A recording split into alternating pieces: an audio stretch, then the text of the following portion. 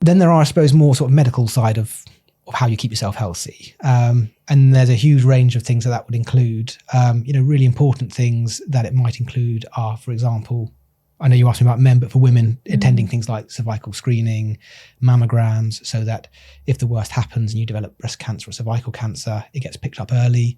And making sure you act on unusual symptoms you're getting, and actually this is something that men are particularly bad at, is ignoring symptoms really until they progress to a stage that actually is a bit later than you'd want to start treating them.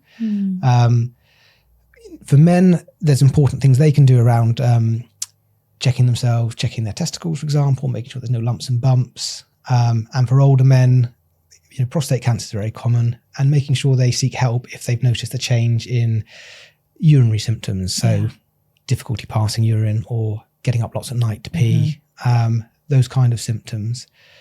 The other thing that isn't just important for men, but is perhaps more important for men in some respects is sort of cardiovascular risk, because men tend to be a bit higher risk of heart attacks and strokes and other cardiovascular disease. Again, lifestyle plays a huge part in that. Not smoking is a really big one. There is almost no part of the body that smoking doesn't harm. So definitely encourage anybody to stop smoking, and other lifestyle things like drinking alcohol in moderation. We've already mentioned sort of diet and exercise.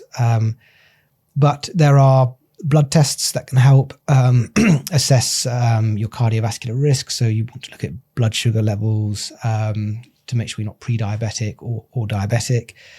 You check your cholesterol levels, because a raised cholesterol increases your risk of heart attacks and strokes.